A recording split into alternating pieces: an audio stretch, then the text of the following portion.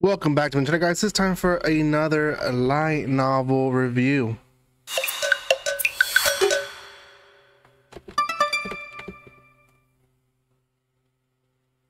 Welcome once again, guys. This is going to be on The Contract Between a Spectre and a Servant. This is by Michiro Fushino, which is actually a remake, and I'll go over all those details, but this is brought to you by Yen Press, specifically Yen On, their subdivision of light novels. They sent me a free copy for me to review for you guys. The Contract Between a Spectre and a Servant. It's actually a unique story, and the uniqueness of the story really comes from it being remade, and I want to hit some spots about it, but yeah, there is interesting stuff. I actually went online to see if anyone else had same or similar thoughts on the series, and I found stuff that I thought was very much what I was thinking. So, but before anything else, if you haven't done so by now, make sure you subscribe to my channel, give some love by commenting, liking, and sharing. You guys can follow me on social media and other places by checking the description below. There's also links to playlists of manga, light novels, anime, you name it, I review it. So make sure you check those out as well. If you're new, do comment in the comment section so I can welcome you to the channel, and I do appreciate the love that you guys are showing. So okay, so let's talk about the story first. So we follow two guys. We have Adachi, who basically left his home from the country, and he left it all to basically pursue his dream of going to university, so on and so forth. He got a part-time, he got an apartment, he started supporting himself, but then all of a sudden his life just turns upside down. He has what he calls the worst day of his life, loses his job, his second chance in entering to school fails once again, and to top it all off, he's being threatened to be killed by Truck-kun. He gets hit by a truck, and he basically is in the brims of dying, and then this stranger comes and offers him, I guess, a chance to live. Now, this stranger is Masamichi. Masamichi is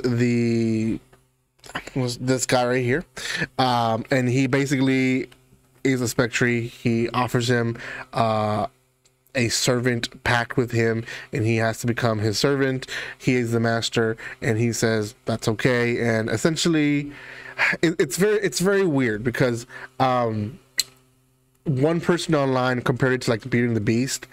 Yes and no. Like he does take him in. He has basically no rights for himself anymore. He can't leave anymore, right? And there is that kind of like love struggle almost, which I was like, okay, they're gonna fall in love. Maybe they're gonna have some stuff of that. But it never hints, or at least as much as I've read, it never hints like that they're gonna become a thing, right? Just a lot of tension between them, and it seems like that. Secondly,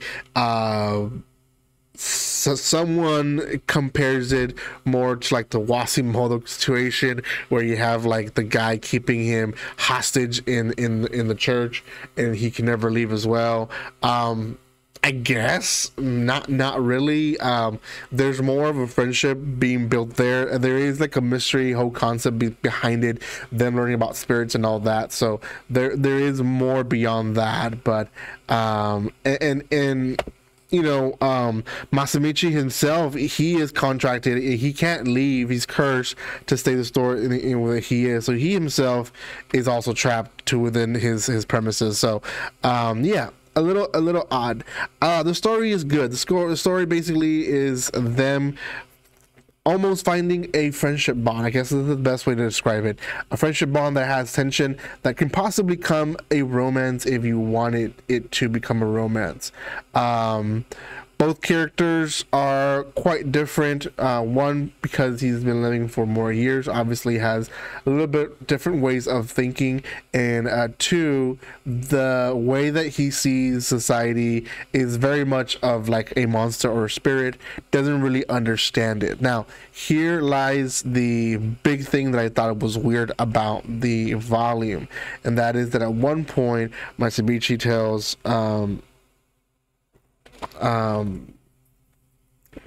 tells Adachi that he wants to rape him, and that becomes a topic that they discuss and they go over of that's not a right thing to do, that you shouldn't do that, you know, and it's a little awkward, to be honest. Now, I almost felt like this was a little turn off, just because like it feels more like the servant wants a friendship and the master wants like more of a love interest, and it's not happening. Like I said, I did some research online, and I wasn't the only one. I don't think there's any video review yet of this series, but there is maybe one or two written reviews, and both of them that I found had the same thought. If that doesn't bother you, the topic, which it doesn't really bother me, it's just it felt odd, then the series is not too bad. Secondly, and this is where I think it comes the most interesting part, because after I read the reviews, I went back and read the afterword of the actual book, and the afterword, we get the author essentially giving us a little detail of what this whole thing is about. And essentially this was picked up by Yen Press as a reprint or republished series. This is volume 1. The author was given this opportunity to republish this one. The original one is from 2002 and released through East Press or AZ Novels, and it came out as a book called Him a Spectre and Me a Servant. That's how it was originally released, and he himself basically talks within the afterword that, one, it was first initially classified as a BL, which he didn't think it was, and BL is boys love, so he doesn't think it's a romance. He thinks it's more of a friendship. Author. Secondly, now in Yen Press or Yenon, it's it's re-released, and now it's released as a LGBTQ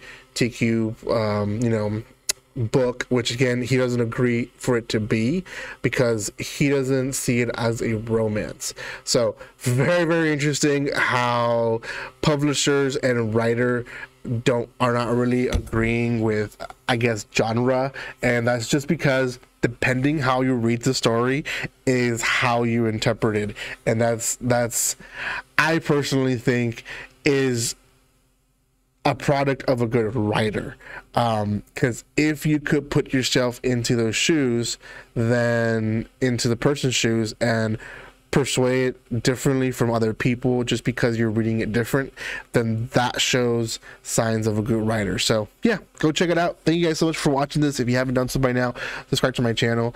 Make sure you check out my YouTube videos that I have here as well for you guys, and I'll see you next time. And like always, don't be strangers. See you guys.